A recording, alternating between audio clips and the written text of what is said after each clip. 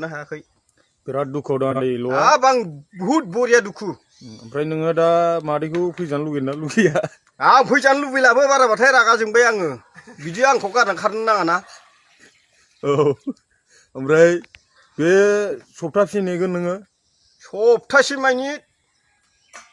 सप्तायाव फैयाबानो आं हिनजाव गदाय लाफिनबायबो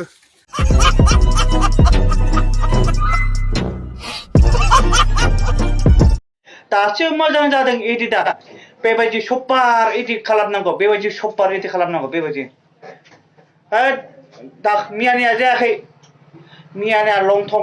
लांथं एडिट बनायना मा बेबायदि बेलाय आं केस होगोन बेबायदि लंथं एडिट खालामग्राफ्रा आं बिखौ केस होगोन मिथिदों ओइ उन्दै गथ'फोरा नुबाला मा जागोन मा खोनागोन मा नुबाला आहासो दाय जागोन उन्दै गथ'फोरा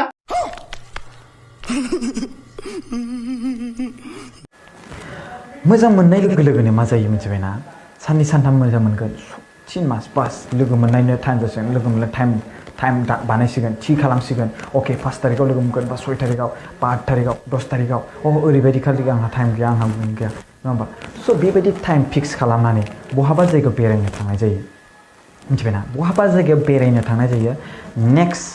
फार्स्ट टाइमावनो हाग खालामनाय बा किस खालामनाय मोनसे जागोन आरो रायज्लायनायाव मिथिबायना स' नेक्स्ट टाइमाव मा जागोन अबेबा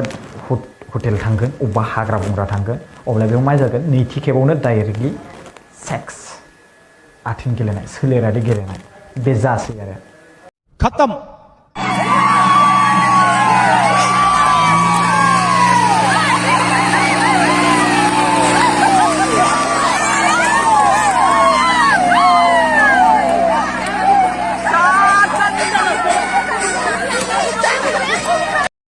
मेगन बेखेवाब्लाबो नुयो आं नोंनि